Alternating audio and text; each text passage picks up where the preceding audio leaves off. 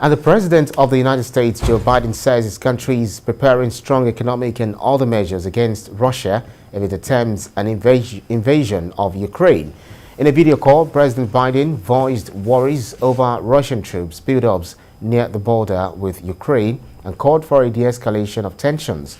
President Putin accused Ukraine of provocation and sought guarantees against eastward NATO expansion and deployment of weapons close to Russia. More than 90,000 Russian troops are believed to be massed near Ukraine's borders. The movement has strained already tense relations between Russia and the United States. Now let's talk this through by speaking to a global affairs analyst, Dr. Bola Adeniran, who is joining me from London. Thank you so much for joining us.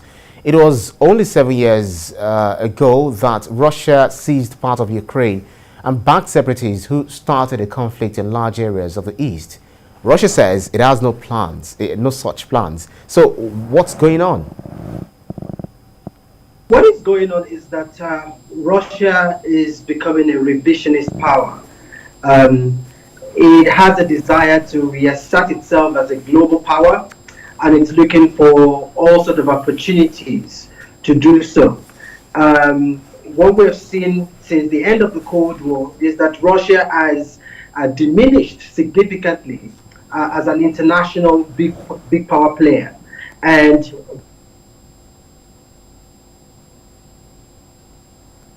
Vladimir Putin is looking to Ukraine provides that opportunity. What is also the problem is that Russia considers the Ukraine's the West as problematic. You will remember that in 2014, when the Crimea invasion happened, it was in response to the fact that the ousted president in Ukraine was seeking an opportunity. The new president in Ukraine was seeking an opportunity to re-engage with the West. He was seeking to join NATO and join the EU. And since then, Russia has been very uncomfortable about the possibility that a former ally, a country that was part of the USSR, is seeking a closer relationship with the West. So all of these things are playing in some ways strategically between Russia and the West. Well, what form do you think Russia's military option could take as regards possible incursion? Well, there is at the moment a separatist war going on in eastern Ukraine, in Donetsk and in Luhansk.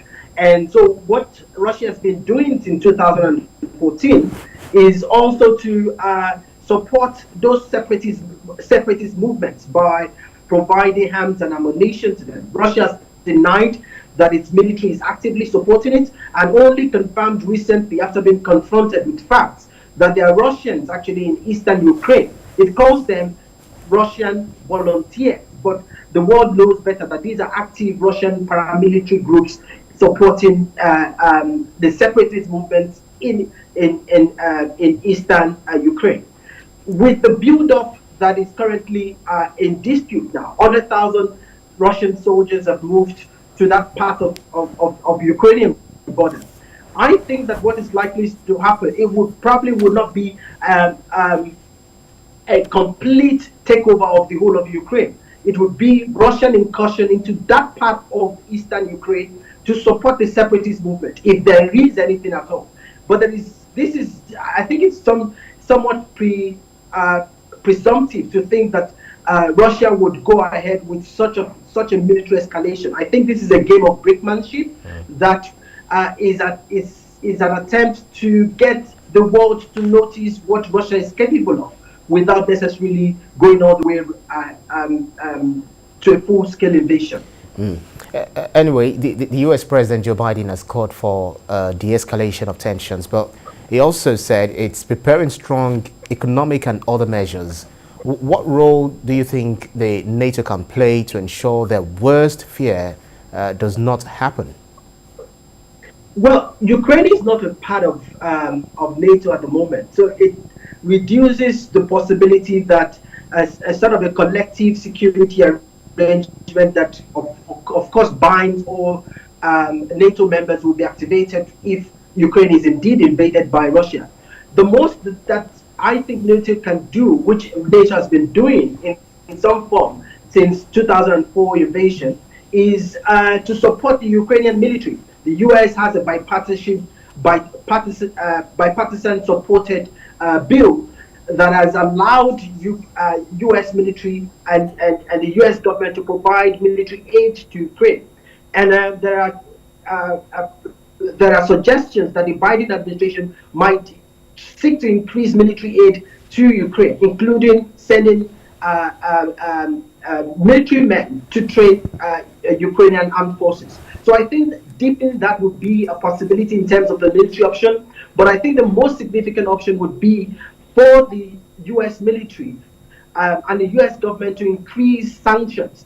For instance, there have been suggestions of what they call the financial nuclear option, which is to basically cut the Russia away, cut Russia from financial transactions with the rest of the world. Russia would not be able to engage in sending and receiving financial funds across the world. Yeah. So those kind of extraordinary economic sanctions may place a lot of pressure on Russia, and I think that is probably what's going to happen. Right. Before I let you go, does Ukraine have the might when it comes to repelling any likely incursion in the event Russia makes an incursion? Do they have the matching firepower? No, unfortunately. I once wrote an article in 2014 that if this had happened at the beginning when the Soviet Union collapsed, Ukraine had the means to defend itself because it had nuclear weapons that were a fallout from the Cold War, but in a deal that allowed Crimea to be part of Ukraine. Ukraine transferred its nuclear weapons to the US, to Russia. But at the moment, Ukraine is in a better position than it was in 2014. We have to be able to say that clearly. Ukraine has more weapons, better, its army is better trained, but it's in terms of its comparative military strength to Russia, there is a wide gulf between both countries. Well, let's see what this is likely going to come out, because Ukraine is also saying this might happen towards the end of January. But then we'll keep close tabs on these and see how the events continue to unfold. Global Affairs Analyst Dr. Bola Adeniran, thank you so much for your insights. Thank you very much.